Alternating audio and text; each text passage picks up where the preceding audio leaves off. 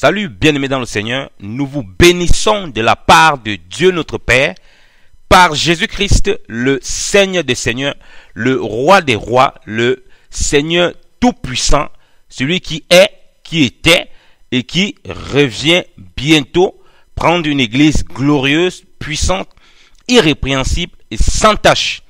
Voilà pourquoi nous vous bénissons encore de la part de notre Seigneur et nous vous remercions pour vos prières et pour vos encouragements. Et nous bénissons le Seigneur pour vos vies. Nous voulons continuer à partager la parole du Seigneur avec vous.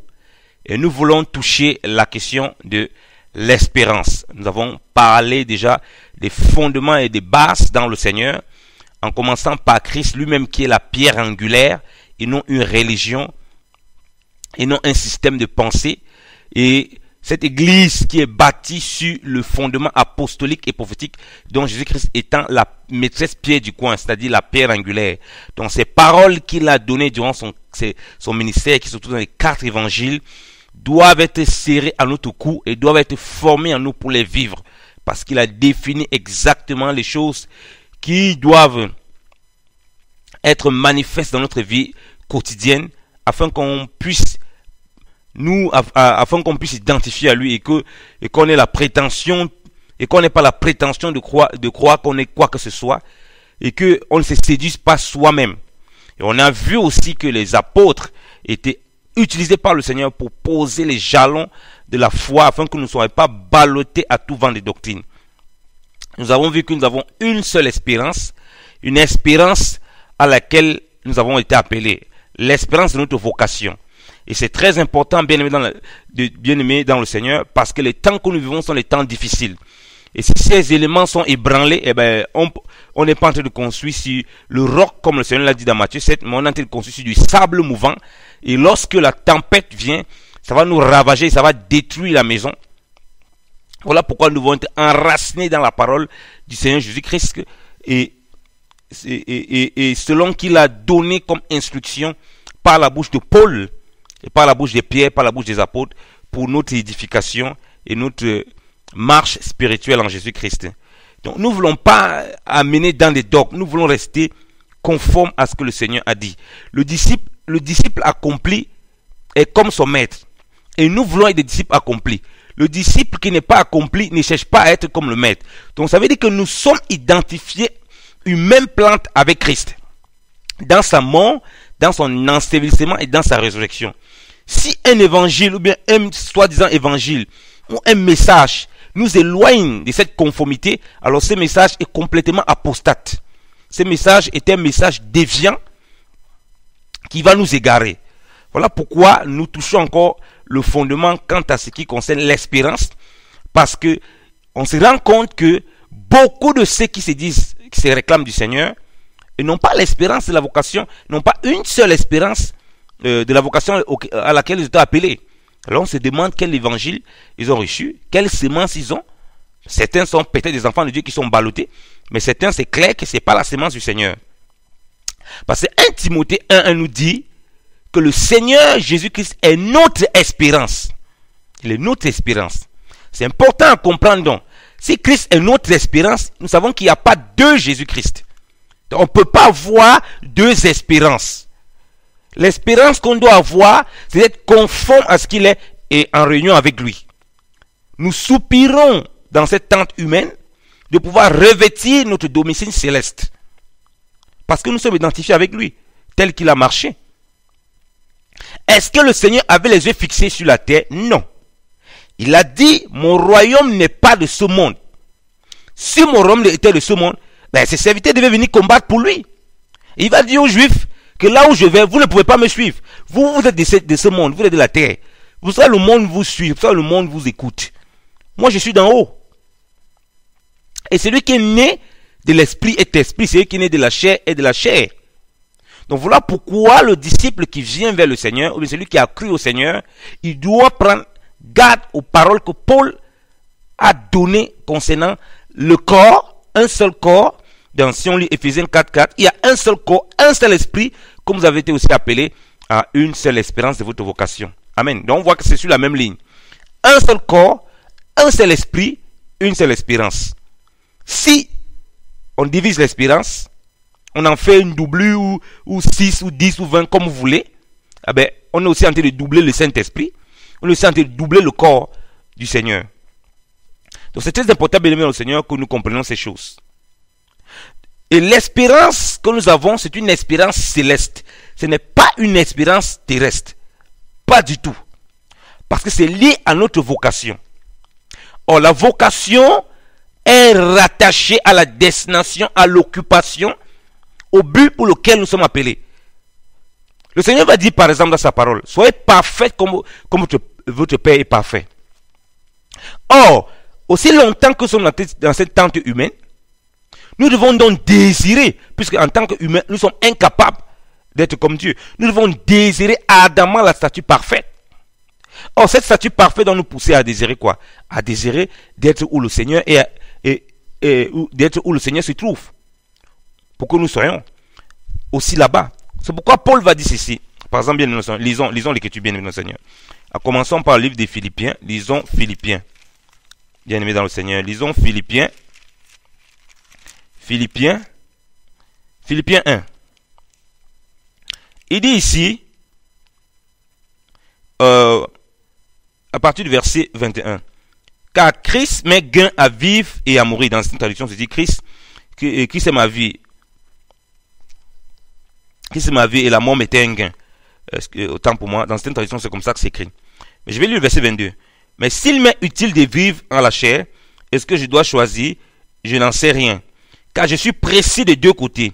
Mon désir tendant bien à déloger et à être avec Christ, ce qui m'est beaucoup meilleur. Vous voyez? Paul dit son désir, lui en tant que messager, en tant que ministre, en tant qu'enfant de Dieu, c'est de déloger, c'est de quitter ce monde pour être avec Christ, ce qui serait le meilleur. Donc le maximum, le meilleur pour un enfant de Dieu, l'espérance qu'il a, c'est de demeurer avec le Seigneur. Paul avec la pleine assurance. Mais il va dire qu'il préfère rester là pour encore les fortifier selon la grâce que le Seigneur lui a accordée. Pour fortifier ses frères dans la foi, afin qu'ils aient ces désirs, ces mêmes désirs. Et Paul va dire carrément dans Philippiens 4, au reste frères, ce qui est vrai, ce qui est pur, ce qui est digne de louange, soit l'objet de vos pensées. Il va dire que vous avez vu ces choses en moi. Si vous faites ça, le Dieu de paix sera avec vous. Donc ces choses étaient en Paul, et on pouvait voir en Paul cette statue parfaite de Christ qui était formée, qui était en train de se dessiner pleinement, où il désirait être avec son maître dans les cieux, totalement. Aujourd'hui, ce n'est plus le cas. On prêche aux chrétiens la terre. On les prêche un évangile où ils doivent posséder la terre. On les prêche un évangile où ils ne doivent pas renoncer à eux. On les prêche un évangile où ils passent toujours dans la cupidité. Parce que celui qui veut posséder va toujours chercher à posséder les choses. On les prêche un évangile où ils doivent s'attacher aux choses matérielles. Donc, il définit la bénédiction avec Dieu en fonction des biens matériels, en fonction de tout ce qui est visible. Or, de telles personnes sont dans le règne animal. Ils ne sont pas dans le règne céleste, dans le règne spirituel. Parce que la vocation à laquelle nous avons été appelés, c'est une vocation céleste.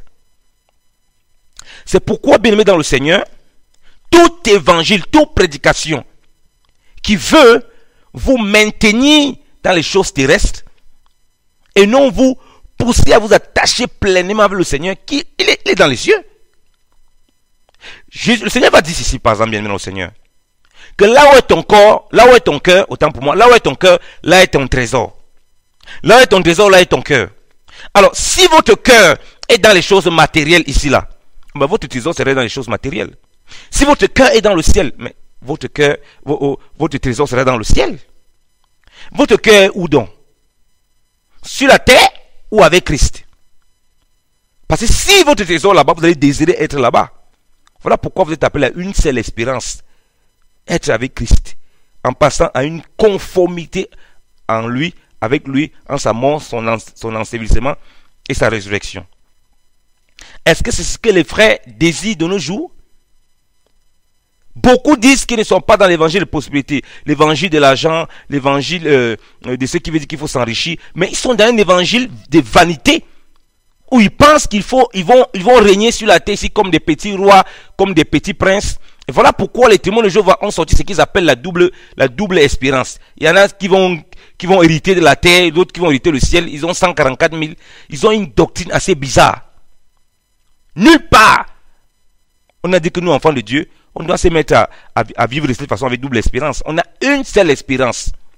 Il y a des prédicateurs qui vous disent que non, vivez d'abord votre vie ici, après laissez d'abord que le Seigneur attende là-bas. Il faut d'abord que vous viviez votre vie ici. Mais si quelqu'un a des projets ici et qui n'est pas prêt à attendre le retour du Seigneur, mais le retour du Seigneur va le surprendre.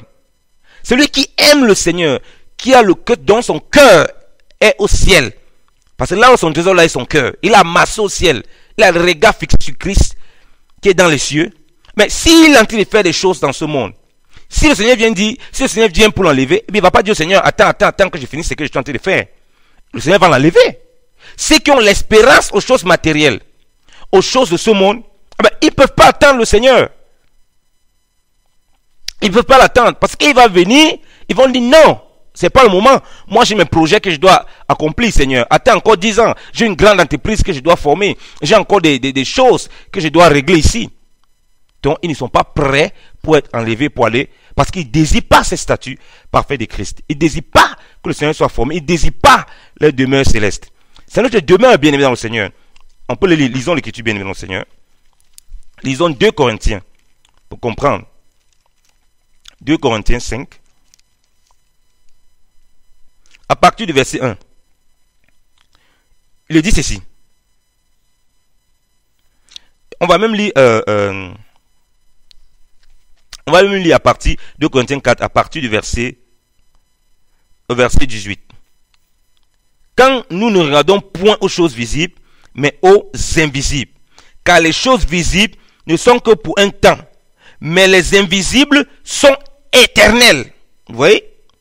Je vais au chapitre 5 à partir du verset 1. Car nous savons que si notre habitation terrestre de cette tente est détruite, nous avons un édifice qui vient de Dieu, savoir une maison éternelle dans les cieux qui n'est point faite de main. Car c'est aussi pour cela que nous gémissons, désirant avec ardeur d'être revêtus de notre domicile qui est du ciel. Si toutefois nous sommes trouvés vêtus et non point nus. Car nous qui sommes dans cette tente, nous gémissons étant chargés, vu que nous désirons non pas d'être dépouillés, mais d'être revêtus, afin que ce qui est mortel soit absorbé par la vie. Or, celui qui nous a formés à cela, celui qui nous a formés à cela même, c'est Dieu qui nous a aussi donné les arts de l'esprit. Nous avons donc toujours confiance et nous savons que logeant dans ce corps, nous sommes absents du Seigneur, car nous marchons par la foi et non par la vue. Nous avons, dis-je, de la confiance et nous aimons mieux être absents de ce corps et être avec le Seigneur. C'est pourquoi aussi nous nous efforçons de lui être agréable et présent et absent. Amen. Bien-aimés dans le Seigneur, l'Écriture nous dit clairement, bien-aimés dans le Seigneur, que nous ne regardons point aux choses visibles, mais aux choses invisibles. Il dit que parce que les choses invisibles sont éternelles. Et c'est des choses qu'on ne peut pas quantifier. C'est des choses qu'on ne peut pas essayer de représenter, dessiner, comme certaines personnes dessinent les témoins de Jéhovah ont défini le monde nouveau, un monde avec les biens, monde bien, tout ça. Non, c'est pas quantifiable. Comme les gens qui sont dans l'évangile du monde, l'évangile de la prospérité, ils ont défini les biens matériels, ces choses qu'ils ont amassées, ils ont dit que non, ça c'est comme ça que Dieu m'a béni. C'est pas quantifiable les choses sur lesquelles ceux qui marchent par la foi observent, ils voient par la foi.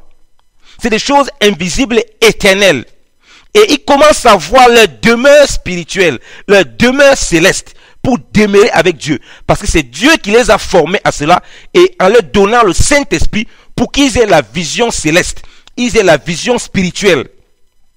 Et il dit que nous soupirons, nous désirons avec un ardent, avec un cœur, avec un ardent désir. Nous soupirons, de revêtir notre domicile céleste et non notre domicile terrestre. Vous voyez bien aimé dans le Seigneur. Or, notre premier domicile céleste, on le revêt d'abord quoi? Avec un nouveau corps glorieux. On comprend que notre corps, là, déjà un domicile, parce que la Bible dit que nous sommes le temple de Dieu. Or, notre corps est corruptible. 1 Corinthiens 15 nous parle comment on va ressusciter pour revêtir des corps glorieux. Vous comprenez pourquoi le Seigneur a dit, il y a des maisons, il y a beaucoup de maisons dans le domaine de mon Père. Lorsque je serai allé, je vais vous préparer des places, et quand je serai venu, je vais venir vous chercher, et après je vais venir vous chercher, pour vous amener, afin que où je sois, vous soyez aussi avec moi. Dans Jean 14. C'est ce que le Seigneur a dit. Jean 14, verset 1 à 3.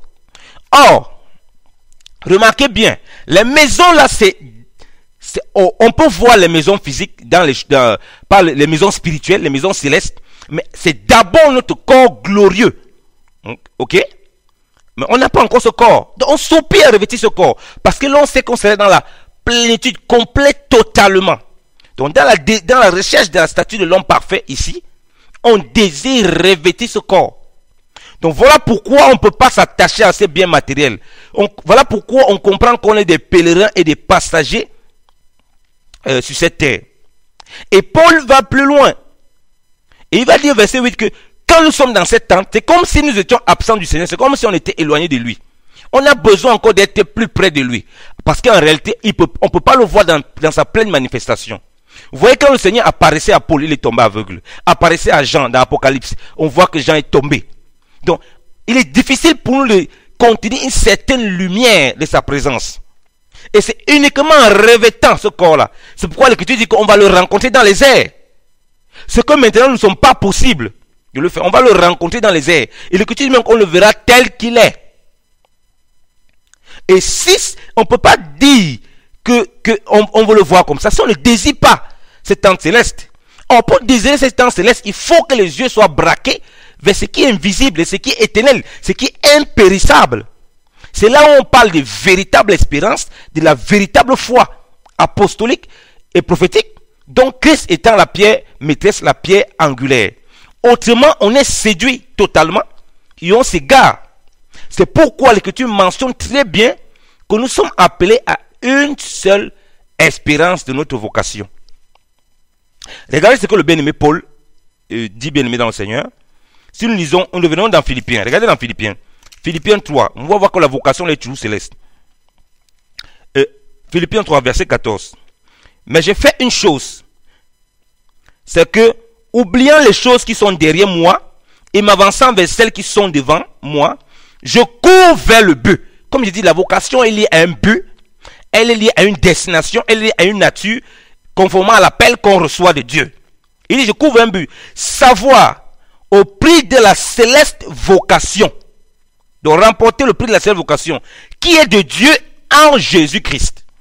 Celle qui est de Dieu en Jésus-Christ. Voilà la vocation. Verset but. Là. Ok. Il dit ici au verset 15. C'est pourquoi nous tous qui sommes parfaits. Vous voyez? Il dit nous tous qui sommes parfaits. Il monte directement au niveau de la perfection.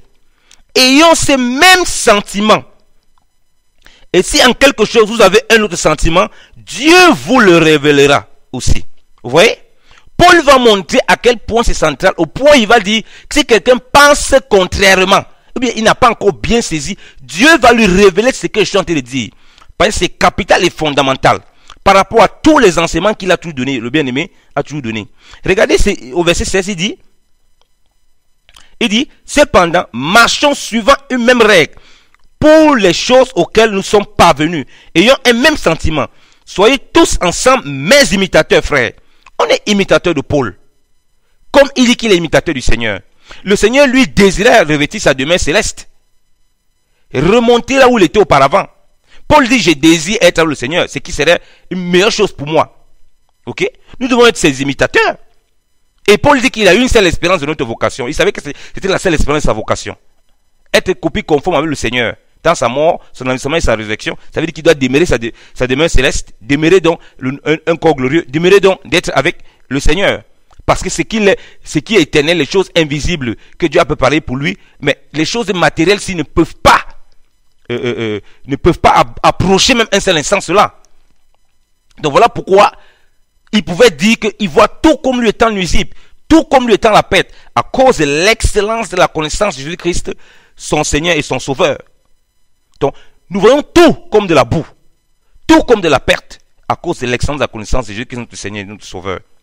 Ça veut dire que les choses matérielles qu'on a, bien évidemment le Seigneur, au lieu d'être des occasions de chute pour nous, ça doit être plutôt des occasions pour bénir Dieu, pour glorifier Dieu, pour servir Dieu. De telle sorte que quand Dieu va nous dire, lâche telle chose, on ne va pas s'attacher à ça, on va pouvoir libérer. Mais si on est attaché à ça et ça devient notre fondement, bon, on ne pourra pas libérer ces choses. On ne pourra pas laisser. Quand Dieu va dire non, laisse ça. Maintenant, dépend de telle chose. Dépend de moi. On va dire non, non, Seigneur, on veut ça. C'est pourquoi le Seigneur dit que si quelqu'un ne renonce pas à tout, il n'est pas être son disciple. Renoncer à tout, c'est d'avoir les yeux fixés maintenant vers le céleste, bien évidemment, Seigneur. Ton cœur doit être au ciel, ton corps sur la terre. Donc tu vas vivre ici, mais la vie que tu dois vivre, ça doit être la vie du Seigneur que tu permets de vivre sur cette terre. Et non une vie qui t'accroche à la terre. Bien aimé dans le Seigneur. Il dit, verset 16, non, verset 17, soyez tous ensemble mes imitateurs, mes frères, et considérez ce qui marche suivant le modèle que vous avez en nous. Amen. Suivant le modèle que vous avez en nous. Si ces frères avaient une espérance céleste, et ils avaient une seule espérance, et nous disons que non, ça s'appliquait simplement aux gens du premier siècle, d'autres ça s'appliquait à tel autre, nous sommes d'une autre époque, la Bible a vieilli, non. Il dit qu'il faut suivre ce qui marche selon notre modèle là, qui désire les mêmes choses que nous désirons, et qui espère, on parle bien de marcher, donc leur conduite. Vous voyez bien le Seigneur. Au verset 18, il dit, car il y en a plusieurs qui marchent d'une telle manière que je vous ai souvent dit, et maintenant je vous le dis encore, en pleurant, qu'ils sont ennemis de la croix de Christ. Donc il prévient qu'il y a des gens qui marchent d'une manière différente de la leur. Et il dit que ces gens sont ennemis de la croix de Christ. C'est-à-dire que s'ils disent qu'ils ont reçu la croix, la crucifixion du Seigneur, sa mort, son enseignement et sa résurrection, donc ils sont conformes avec lui, et qui ne marchent pas comme Paul, et qui ne désirent pas une espérance céleste, et qui n'ont pas une seule espérance de notre vocation, ils sont ennemis de la croix. Et il dit ceci, verset 19, desquels la fin et la perdition, donc ce qui les attend, c'est la perdition éternelle, ça c'est sûr. Il dit, desquels le Dieu est le ventre, donc ils s'occupent de remplir le ventre. Ils sont dans le règne animal. Ils s'occupent que des choses, la convoitise des yeux. Ok? Et desquels la gloire est dans leur confusion, n'ayant d'affection que pour les choses de la terre. Donc ils s'intéressent. Or l'Écriture dit que la chair s'affectionne qu'aux choses de la chair. Celui qui marche dans la chair, il s'affectionne qu'aux choses de la chair. Celui qui marche par l'esprit, il s'affectionne qu'aux choses de l'esprit. Celui qui s'affectionne aux choses de l'esprit, il ne peut pas être un ennemi de la croix. Il doit être comme quelqu'un qui suit les pas de Paul. Parce que lui, il est rempli de l'esprit pour nous montrer, nous, le chemin que le Seigneur a frayé pour nous gentils, pour nous païens, pour nous les nations non juives. Vous voyez bien le Seigneur? Il dit qu'ils sont attachés qu'à ces choses. Voilà pourquoi vous allez voir les gens, quand ils vont toujours dire, faire les témoignages, tous leurs témoignages, c'est que sur les choses matérielles. En aucun cas, ils ne parlent des choses spirituelles. Celui qui a prié, il a le travail, il dit que Dieu l'a béni, Dieu l'a béni. Quand maintenant il perd le travail, maintenant c'est le diable qui a arraché. Ce n'est plus Dieu qui l'a délivré peut-être d'un travail qui le pousse à être dans l'idolâtrie. Vous voyez? Parce que tout est braqué sur le matériel. Tout est braqué sur le matériel. Et ça, c'est le règne animal. Le règne animal, c'est l'homme naturel qui est dépourvu de l'esprit, qui ne marche pas par l'esprit. L'homme charnel. Et il dit au verset 20, mais pour nous, notre bourgeoisie, ou bien notre cité, est dans les cieux, d'où aussi nous attendons le Sauveur, le Seigneur Jésus-Christ, qui transformera notre corps vil, afin qu'il soit rendu conforme à son corps glorieux, selon cette efficace par laquelle il peut même s'assujettir toutes choses. Amen. Mais il dit, donc il va mettre bien le parallèle avec ceux qui marchent selon le modèle que eux, ils ont établi par le Saint-Esprit, selon une seule vocation, une vocation céleste. Et il dit qu'il court vers ce but. Il ne court pas dans le désordre. Il va inciter, il va inviter les frères à marcher selon ce modèle-là. Il va montrer comment ceux qui sont rebelles sont ennemis de la croix de Christ, ils s'intéressent qu'aux choses de la terre. Ils ne vivent que pour sa chose. Ils ne voient qu'un monde Chanel où ils sont dans une paix Chanel. Tout est aux choses matérielles. Ils ne voient pas les choses spirituelles. Voilà pourquoi ils sont attachés à leur congrégation. Ils sont attachés à leur pasteur. Ils sont attachés à leurs enfants. Ils sont attachés à leur travail. Ils sont attachés à toutes ces choses plus que le Seigneur. Ils ne sont pas prêts à lâcher un seul instant. Et il dit maintenant que nous attendons. Notre bourgeoisie est dans les cieux. Notre cité est dans les cieux. Nous avons une cité céleste. Et nous attendons le Seigneur là-bas pour qu'il rende notre corps conforme au sien. Vous voyez ce que je vous ai dit? Notre demeure. Pour rentrer notre demeure céleste, nous devons revêtir dans notre première demeure le corps glorieux, conforme au corps du Seigneur.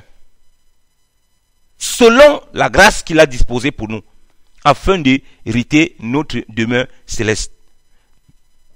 Bien-aimés dans le Seigneur, nous sommes dans les temps difficiles. Revenons à l'évangile pur. Parce que l'Écriture nous prévient par la bouche de ce Paul. Si nous sommes trouvés fermes et inébranlables, n'étant pas emportés hors de l'espérance que nous avons eue. Si nous lisons Colossiens, revenons à Colossiens, bien aimés dans le Seigneur. Colossiens 1, il dit, au verset 20, à partir du verset 21, et vous qui étiez autrefois éloignés de lui, et qui étaient ses ennemis en votre entendement et en mauvaises œuvres, il vous a maintenant réconcilié par le corps de sa chair, en sa mort, pour vous rendre saints, sans tache, irrépréhensibles devant lui. Si toutefois vous demeurez en la foi, étant fondés et fermes, et n'étant point transportés, regardez bien, hors de l'espérance de l'évangile que vous avez ouï, lequel est prêché à toute créature qui est sous le ciel, et duquel moi, Paul, j'ai été fait le ministre. Amen. Donc, il n'a pas dit hors une des espérances parmi tant d'autres, hors de l'espérance de l'évangile. Donc, on peut être transporté hors de l'espérance de l'évangile si on n'est pas fondé et enraciné ferme dans la foi de l'évangile qu'on a eu, qui a été annoncé par Paul et Pierre, dans lesquels nous devons marcher. Avoir les yeux fixés sur le Seigneur. L'Écriture nous dit ceci dans Hébreux. Et les yeux fixés sur qui? Sur Jésus-Christ, le chef et le consommateur de notre foi. Or, Christ est où? Il n'est pas sur la terre, il est dans les cieux. Donc, on comprend bien que on doit désirer, bien aimé dans le Seigneur, notre demeure céleste, bien aimé dans le Seigneur.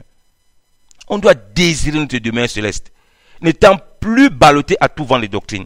L'Écriture prévient que nous sommes des pèlerins sur cette terre.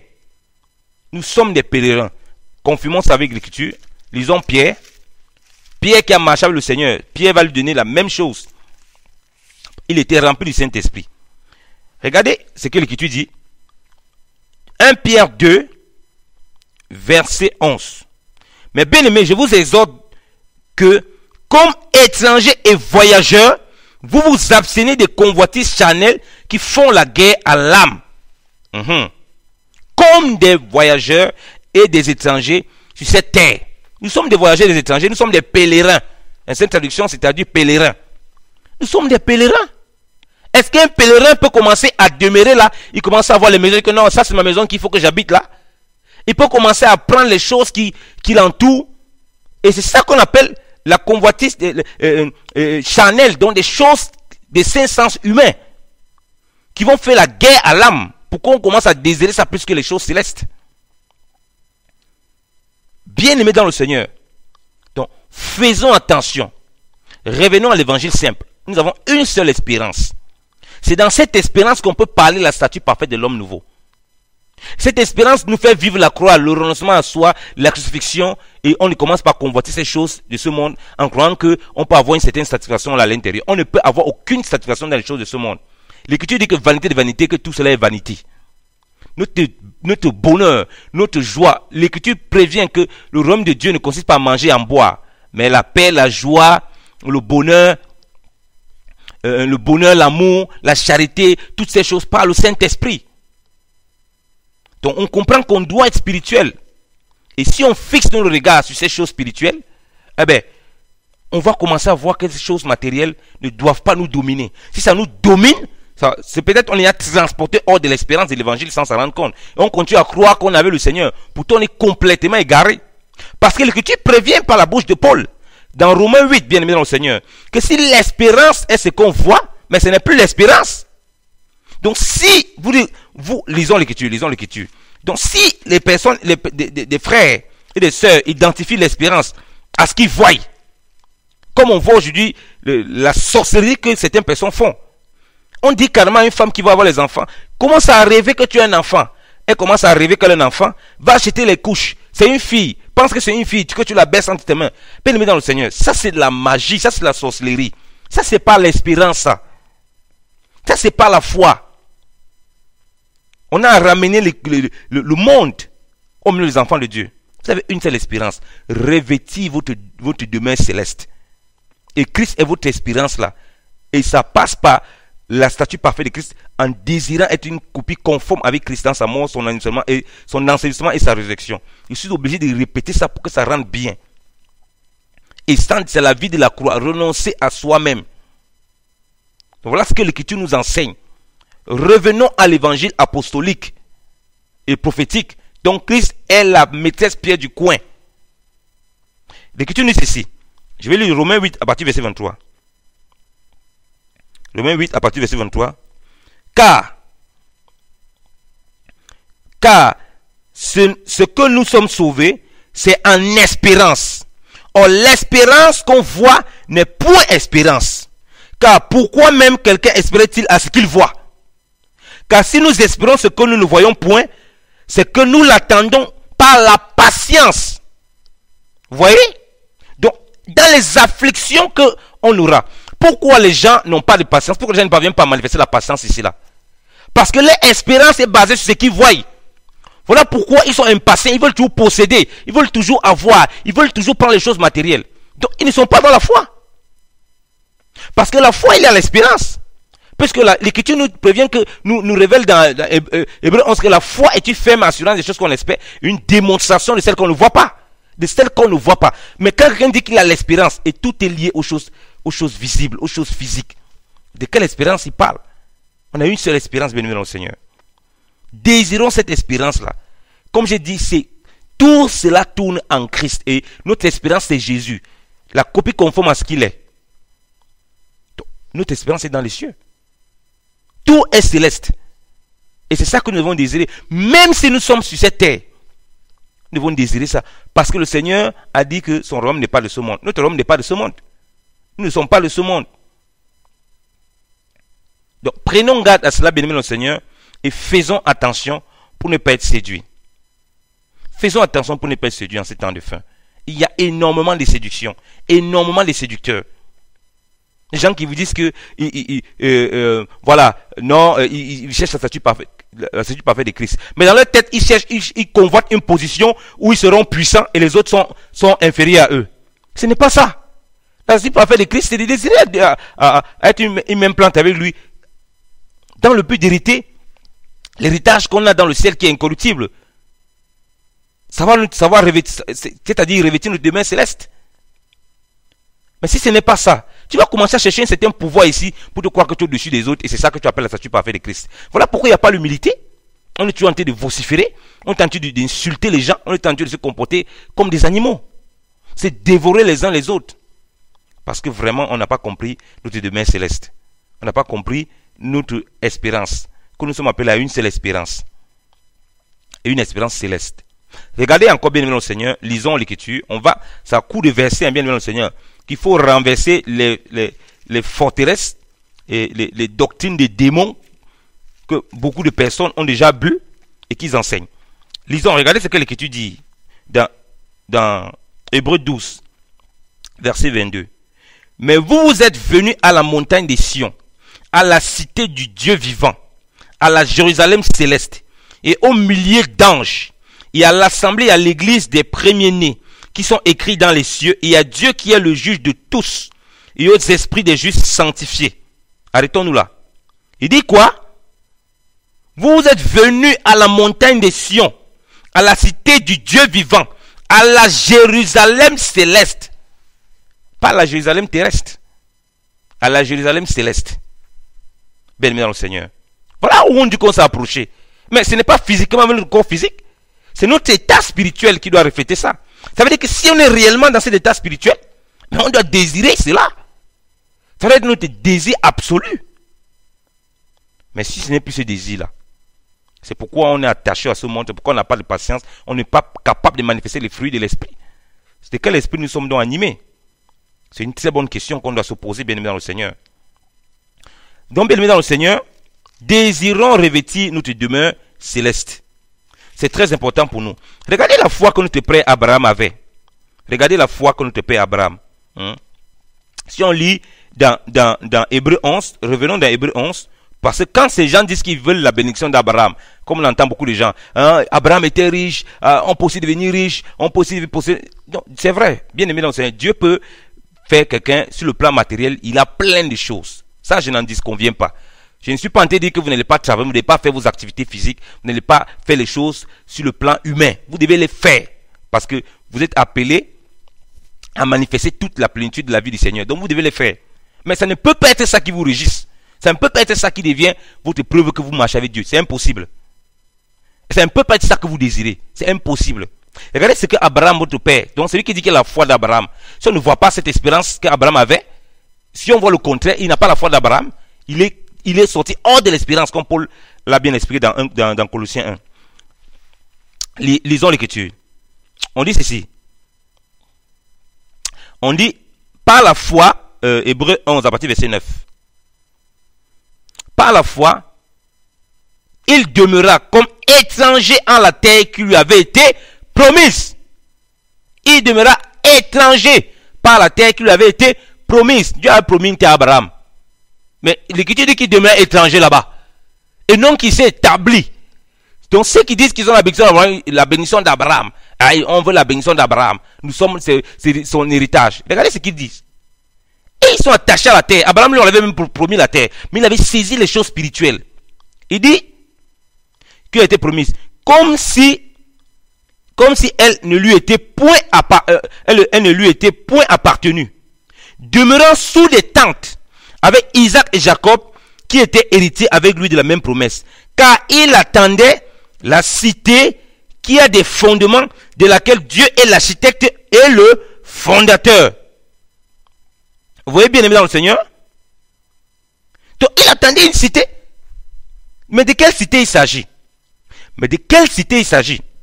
Lisons, continuons la lecture. On va aller jusqu'au verset 13. Par la foi, aussi Sarah reçut la vertu de concevoir un enfant et elle enfanta hors d'âge, parce qu'elle fut persuadée que celui qui lui avait promis était fidèle. C'est pourquoi d'un seul et qui était déjà affaibli par l'âge sont nés des gens qui égalent en nombre les étoiles du ciel et le sable qui est sur le rivage de la mer, lequel ne peut se nombrer. Regarde bien, regardez au verset 13. Tous ceux-ci sont morts en la foi, sans avoir reçu les choses dont ils avaient eu les promesses, les choses matérielles de la terre. Il dit ceci, mais ils les ont vus de loin, crus et salués, et ils ont fait profession qu'ils étaient étrangers et voyageurs sur la terre. Regardez-moi les personnes qui n'ont même pas reçu Jésus-Christ, qui ont vu le Seigneur Jésus-Christ de loin, revêtu de son esprit. Parce que l'Écriture dit dans 1 Pierre 1 que les prophètes d'avant la grâce qui ont prophétisé avec l'esprit de Christ, ils ont vu ses souffrances de loin et ils ont salué. Parce que Dieu les a réservés, ils ont voulu sonder, Dieu les a dit que ce n'est pas pour vous que cela est donné, mais c'est à nous. L'Écriture dit qu'ils ont salué, ils étaient des étrangers et des voyageurs sur la terre. Si ceux qui ne sont même pas dans l'église, les saints d'avant la grâce, ils étaient des étrangers. Quelqu'un qui dit qu'il est dans l'église, mais lui n'est pas étranger sur la terre, il n'est pas voyageur sur la terre, lui il dit que la terre c'est son héritage, c'est son espérance, alors cette personne-là, il est totalement perdu. On ne peut plus rien faire pour lui. Et l'Écriture continue en disant au verset 14, car ceux qui tiennent ces discours montrent clairement qu'ils cherchent encore leur pays, ou bien leur nation, ou bien leur destination. Et s'ils eussent rappelé dans leur souvenir celui dont il était sorti, ils avaient du temps pour y retourner. Mais ils en désiraient un meilleur, c'est-à-dire le céleste. C'est pourquoi Dieu ne prend point de honte d'être appelé leur Dieu parce qu'il les avait préparé une cité. Amen. Il désire le céleste. Les gens d'avant la grâce, qui se voyaient, qui avaient compris qu'ils étaient des voyageurs et des étrangers sur la terre, ils désiraient le céleste. Dieu n'a pas pris honte de les appeler leur Dieu parce qu'il les a préparé une cité. Comme le Seigneur a dit, je vais vous préparer une place et je vais venir vous chercher afin que là où je sois, vous y soyez. Ceux d'avant la grâce, ils avaient compris ça. Comment quelqu'un qui peut dire qu'il est dans le corps de Christ, qu'il appartient à Dieu, lui, il désire les choses de la terre. Alors que ceux-mêmes qui ne faisaient pas partie du corps de Christ, ils avaient compris qu'ils étaient des pèlerins et des étrangers. Et ils prétendent qu'ils ont la foi des anciens.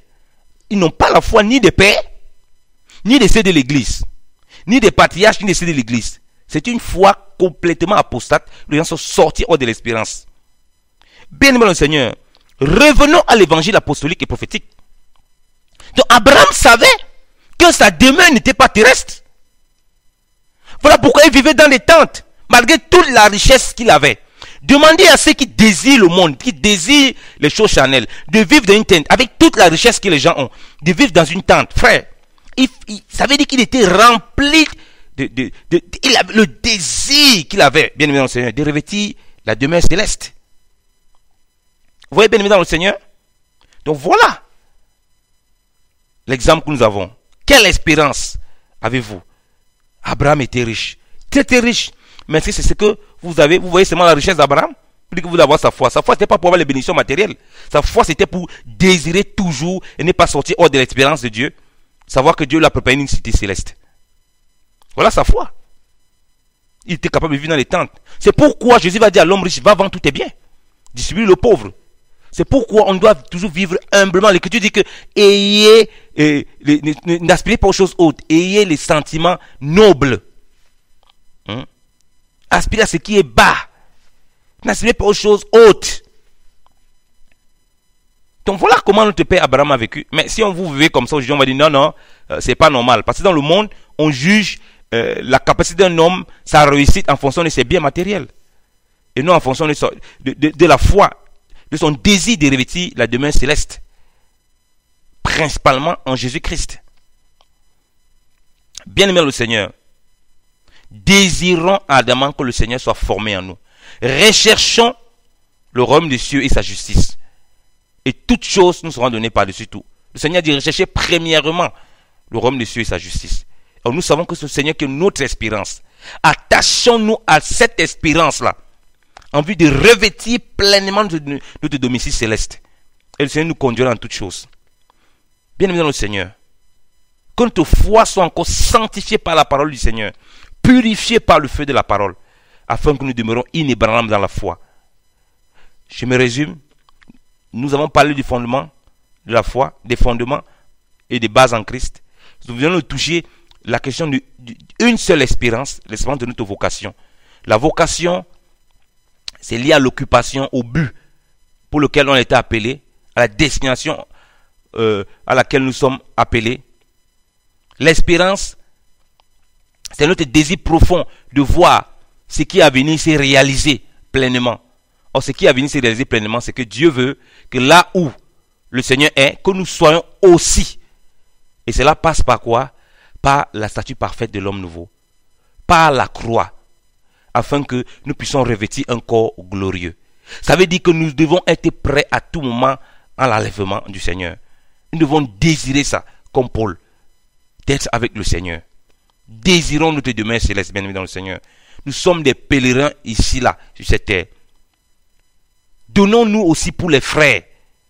Quand on a compris ça, bien-aimés dans le Seigneur, on n'hésite pas à être une bénédiction pour nos frères. On n'hésite pas à mettre nos biens pour nos frères.